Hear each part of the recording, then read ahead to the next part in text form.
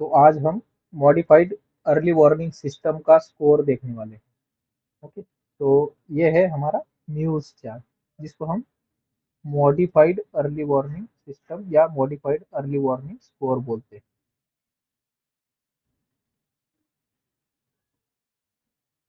Early warning score,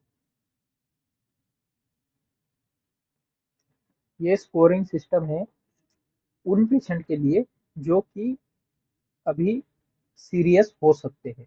तो उनका ये सीरियसनेस प्रिवेंशन करने के लिए हम ये मॉडिफाइड अर्ली वार्निंग स्कोर या सिस्टम यूज करते हैं। तो ये एक पूरा फॉर्म है। इस फॉर्म को कैसे भरना है और कैसे मेंटेन करना है इसके बारे में देखेंगे। तो ये यहाँ पे हम जो भी करंट डेट है वो इस तरह से यहाँ पे डेट डाल देंगे। पेशेंट का डे नंबर कौन सा है।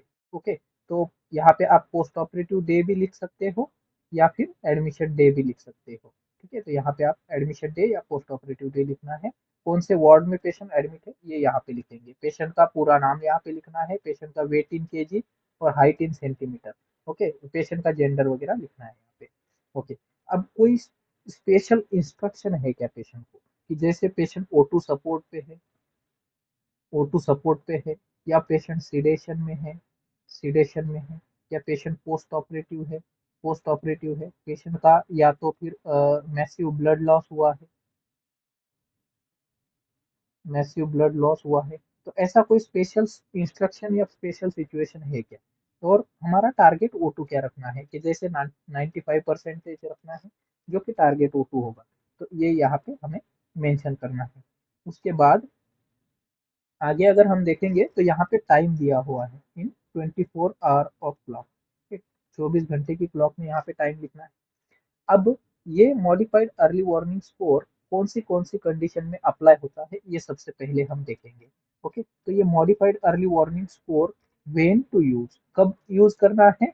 तो अगर पेशेंट पोस्ट ऑपरेटिव है तो सारे पोस्ट ऑपरेटिव पेशेंट में ये modified early warning score chart apply होगा।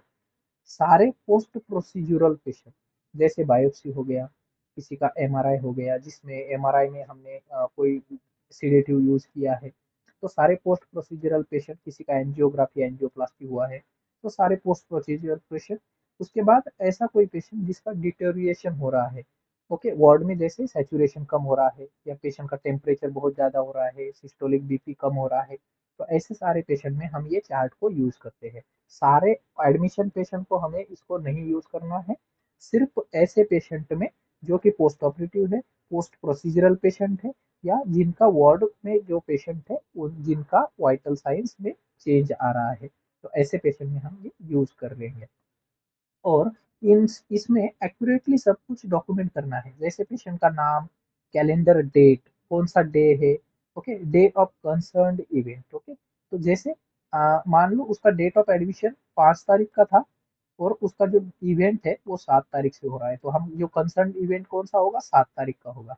Time of observation, first observation जिस टाइम भी होगा वो टाइम हमें लिखना है। और स्कोर जो है हमेशा स्कोरिंग हमें लिखनी है। उसके बाद कैसे यूज करेंगे उसको, तो सारे जो भी ऑब्जर्वेशन हम इस म्यूज चार्ट में यूज करेंगे, तो इस तरह से हर ऑब्जर्वेशन को हमें डॉट से डिनोट करना है। और कहाँ पे लिखना है ये डॉट, हमेशा ये डॉट बीच में लिखना है। ओके, इस तरह से ये डॉट बीच में रहेगा, हर स्क्वायर बॉक्स में बीच में, place in the centre of relevant box. Correct, connect the adjacent point, जैसे यहाँ पे एक बॉक्स डॉट आ गया, यहाँ पे एक डॉट आ गया, तो इन दोनों डॉट को हमें कनेक्ट करना है। Okay, for oxygen saturation of the patient, if the observation is first is 98, second is 97, third is 95, fourth is 94, it should be इस तरह से। ओके, तो इस तरह से हमें यह डिनोट करना है। नाउ अब टोटल म्यू स्कोर कितना होना चाहिए। ओके, तो कैलकुलेटेड बाय, अब ये कैसे कैलकुलेट करेंगे कि टोटल स्कोर कितना है, तो इस तरह से यहाँ पे स्कोरिंग सिस्टम यहाँ पे आपको दिया हुआ है। ओके, तो सबको जोड़कर जितना स्कोर आपका आ रहा है, तो वो टोटल स्कोर आपको लिखना है। Okay, now minimum observation frequency कितना रखना है। ओके, तो जो पोस्ट ऑपरेटिव पेशेंट है, वो पोस्ट ऑपरेटिव पेशेंट के लिए ये चार्ट आपको फॉलो करना है। अगर कोई पेशेंट पोस्ट ऑपरेटिव है, तो उसके पहले घंटे में हर 15 मिनट में हमें न्यूज स्कोर चार्ट करना है। उसके बाद ऑपरेशन के 2 घंटे के नेक्स्ट 2 आवर्स, मतलब ऑपरेशन से 2 घंटे के अंदर हमें हर 30 मिनट में चेक करना है। ऑपरेशन के 24 घंटे में हमें हर 4 घंटे में चेक करना है। और उसके 24 घंटे के बाद हमें फर्दर जो भी टीम डिसाइड करेगी उस हिसाब से हमें उसको मॉनिटर करना है। अब अगर कोई पेशेंट ट्रांसफर आ रहा है आपका आईसीयू से वार्ड में, ओके, कोई पेशेंट अगर आईसीयू से वार्ड में आ रहा है तो ऐसे पेशेंट में हमें फिगर 3 को फॉलो करना है। फिगर 3 क्या बोलता है कि अगर कोई पेशेंट आईसीयू से वार्ड में आ रहा है तो इसकी frequency at least 2 set of observation, ICU का पेशेंट वार्ड में भेजने से पहले 2 बार उसका म्यू स्कोर अपडेट होना चाहिए। Okay, and at least 2 set of observation and म्यू score should be recorded prior to the transfer. Okay, तो 2 बार, एक बार 2 बार म्यू स्कोर चेक करेंगे, उसका डॉक्यूमेंटेशन करेंगे, तभी हम उसको पेशेंट को भेजेंगे। उसके बाद frequency for observation in in patient ward, जो पेशेंट वार्ड में भर्ती है उनके लिए क्या क्या फ्रीक्वेंसी, मतलब कितने टाइम में उसको चेक करना है। ओके, तो जो जिनका म्यू स्कोर 0 है उनको मैक्स मिनिमम 8 आवरली चेक करना। ओके, अब मैंने क्या बोला था, जो वार्ड में पेशेंट है सभी पेशेंट को ये नहीं अप्लाई होगा, तो ओनली उन्हीं पेशेंट को अप्लाई होगा ये जिनका कंडीशन डिटोरिएट आपको होने वाला है ऐसा लगता है। ओके, या आपके कोई सीनियर ने आपको बोला है कि इसका कंडीशन डिटोरिएट हो सकता है। ओके, तो उन्हीं पेशेंट को ये अप्लाई होगा। अगर टोटल स्कोर 0 है तो हमें हर 8 घंटे में मॉनिटरिंग करनी है। अगर टोटल स्कोर 1 से 4 है तो उनको लो रिस्क में हम बोलेंगे, जिनका 4 से 6 घंटे में हम ऑब्जर्व करेंगे, हर 4 से 6 घंटे में। ओके, उसके बाद अगर सीनियर सीनियर इंचार्ज को इसको हमें देखना पड़ेगा। ओके, सीनियर इंचार्ज जो भी है वार्ड में उनको ये चीज देखनी है।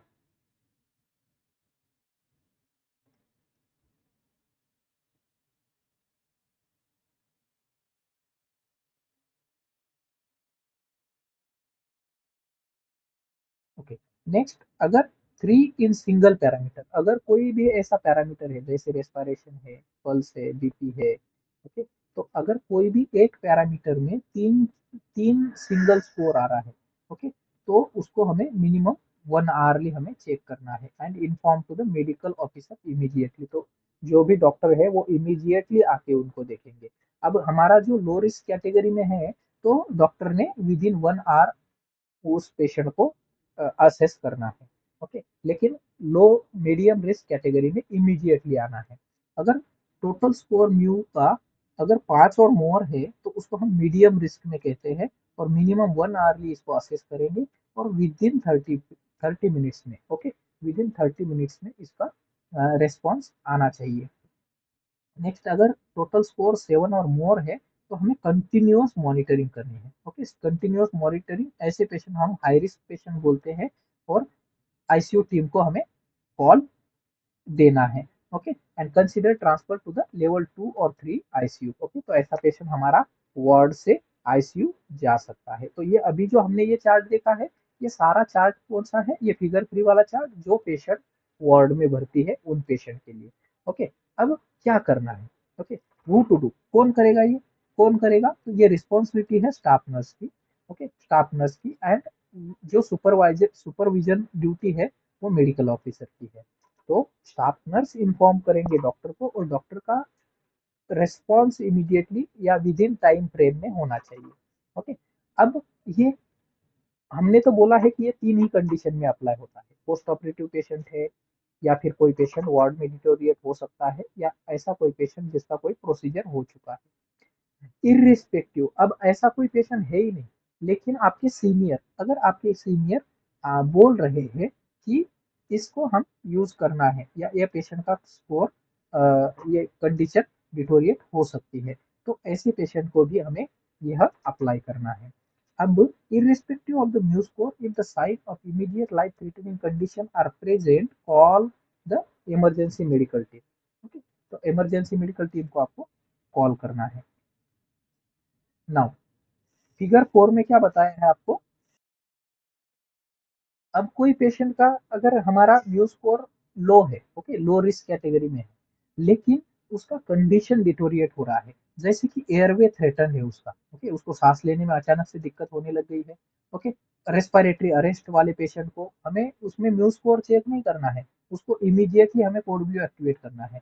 अगर पेशेंट का कोई रेस्पिरेशन का रेट जो है 6 ब्रीथ पर मिनट से कम हो गया, एक्टिवेट कर दो। 36 ब्रीथ से ज्यादा हो रहा है, ऑक्सीजन सैचुरेशन कम हो रहा है अचानक से, okay, it's irrespective of mu score, अचानक से हो रहा है तो हमें इमीडिएटली इमरजेंसी मेडिकल टीम को अलर्ट करना है, ओके। अगर कोई सडन कार्डियक अरेस्ट है तो इमीडिएटली हमें कोड ब्लू एक्टिवेट करना है।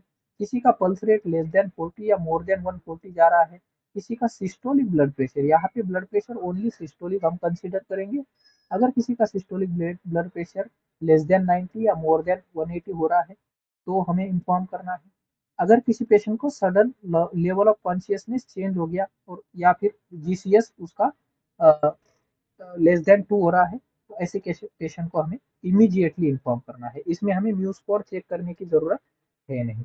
अब इसको कैसे भरना है, ये एक चार्ट है हमारा म्यू स्कोर का, इसको कैसे भरना है वो एक बार हम देख लेते हैं।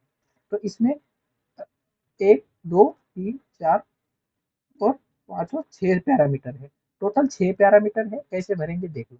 सबसे पहले हमें यहाँ पे टाइम इन 24 आवर प्लॉट किया है। मान लो आपका पेशेंट, आपने पहला ऑब्जर्वेशन चालू किया है 1 AM को, ओके, 1 बजे आपने पहला ऑब्जर्वेशन लिया क्योंकि पेशेंट का कंडीशन डिटोरिएट हो सकता था, ओके। तो पहला ऑब्जर्वेशन क्या था आपका, कि ये है पहला ऑब्जर्वेशन जो कि है रेस्पिरेशन रेट कितना है पेशेंट का। तो आपने देखा पेशेंट का रेस्पिरेशन रेट जो है वो 14 था, ओके। तो 14 आपने यहाँ पे इस तरह से फिर एक डॉट से मार्क कर दिया। फिर आपने पेशेंट का ऑक्सीजन सैचुरेशन देखा, ऑक्सीजन सैचुरेशन था 94 to 95, ओके, 94 to 95। तो ये सेकंड आपने रेस्पिरेशन देख लिया, ऑक्सीजन सैचुरेशन देख लिया। अब यहाँ पे O2 नहीं लगा है, अगर अगर पेशेंट को O2 लग रहा है तो उसका O2 कितने लीटर पे है, 2 लीटर पर मिनट है, कितना लीटर पे है वो यहाँ पे आपको मेंशन करना है। अब आपके पेशेंट में 94 to 95 है, कोई O2 सपोर्ट नहीं है पेशेंट में। पेशेंट का पल्स जो है वो 91 to 100 है, 110 है, ओके। उसके बाद थर्ड है आपका पेशेंट का systolic blood pressure, systolic blood pressure कितना था पेशेंट का, तो 100 था, तो ये भी ग्रीन जोन में आया है, ओके। अगर पेशेंट का conscious level of consciousness, patient alert है, ये ए फॉर अलर्ट होता है, ओके, वी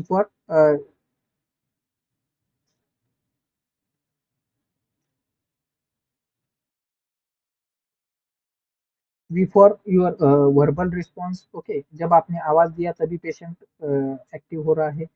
टू पेन, जब आपने कोई पेशेंट को पेन स्टिमुलाई दिया तब एक्टिवेट हो रहा है, या फिर पेशेंट अनरेस्पॉन्सिव है, ओके। तो आपका पेशेंट कैसे है वर्बली, जब आप आवाज देते हो तो पेशेंट एक्टिवेट या कॉन्शियस या फिर आपको रिस्पॉन्स करता है।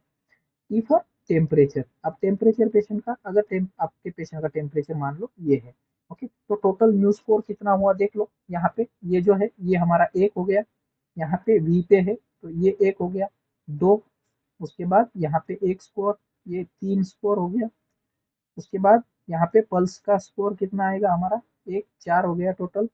उसके बाद ऑक्सीजन सैचुरेशन के लिए 1 और रेस्पिरेशन के लिए 0, तो टोटल 4 हो गया हमारा स्कोर, ओके। टोटल स्कोर कितना हो गया, यहाँ पे हम क्या लिखेंगे, 4, ओके। अब ब्लड लॉस अगर कुछ है तो यहाँ पे हम ये ब्लड लॉस या यूरिन आउटपुट, पेन स्कोर या स्केलेशन, कुछ अगर हमने स्केलेशन किया है तो ये, और एनी अदर कुछ रिमार्क है, और नेम इन इनिशियल यहाँ पे आपकी साइन हो जाए, ठीक है। तो इस तरह से हमने भर दिया। अब ये पहले घंटे में हो गया। अब स्कोर अगर 4 है तो हमें क्या करना है, स्कोर अगर 4 है तो हमें क्या करना है, यहाँ पे लिखा होगा, ओके, 1 to 4 ये लो रिस्क वाला है, तो हमें मिनिमम 4 से 6 घंटे में पेशेंट को ऑब्जर्व करना होगा और inform to ward medical officer, और वो हर 1 घंटे के अंदर पेशेंट को आके एक बार देख लेंगे, ओके। तो कितना स्कोर था हमारा, 4, तो हमने यहाँ पे 4 लिख दिया। अब हमने 4 से 6 घंटे में बोला है, तो अब 1 बजे लिख लिया था, तो हम 4 घंटे के बाद तो 5 बजे कर देते हैं, ठीक है, 5 AM, 5 बजे एक बार हमने यहाँ पे लिख लिया, इस तरह से लिखें 5 AM। ओके, 5 AM में हमें क्या मिला कि पेशेंट का जो है रेस्पिरेशन ठीक है, तो ये दोनों को हम इस तरह से जोड़ देंगे, जो ऑक्सीजन सैचुरेशन था उसको इम्प्रूवमेंट हो गया, तो यहाँ पे डॉट लगाकर इसको भी जोड़ देंगे। उसके बाद पेशेंट का जो पल्स था वो पल्स भी नॉर्मल हो गया, तो इस तरह से इसको हम यहाँ पे जोड़ देंगे। उसके बाद आता है सिस्टोलिक ब्लड प्रेशर। पेशेंट का सिस्टोलिक ब्लड प्रेशर जो है 110 तक आ गया है, तो इसको हम इस तरह से जोड़ देंगे। उसके बाद पेशेंट जो है वो अलर्ट हो गया है, तो इस तरह से हम इसको भी जोड़ देंगे। और टेम्परेचर पेशेंट का यहाँ इस तरह से नॉर्मल हो गया, 36.7 था, सॉरी 37.5 था, तो हमने इस तरह से जोड़ दिया। अब टोटल स्कोर कितना हो गया हमारा? टोटल स्कोर हो गया 0। ओके, हर तरफ 0 है। ओके, हर हर पैरामीटर में 0 है, तो हमारा टोटल स्कोर 0 हो गया। तो 0 में क्या है, ये पेशेंट को अभी हम इसके बाद जो है एक और बार हम म्यू स्कोर चेक करेंगे, और अगर उस सेकंड ऑब्जर्वेशन में भी हमें म्यू स्कोर 0 ही मिल रहा है, तो उसको हम डिसकंटिन्यू कर देंगे। इसका मतलब अभी पेशेंट जो है वो इमरजेंसी कंडीशन में जाने से अभी सेटल हो गया है, पेशेंट सेटल हो गया। ओके, तो समझ में आ गया, इस तरह से हमें न्यूज चार्ट को अपडेट करना है। ये न्यूज चार्ट किस लिए है? तो जो पेशेंट का कंडीशन सीरियस हो सकता है, उस पेशेंट की कंडीशन सीरियस होने से पहले हमें उसको बचाना है। Okay, thank you.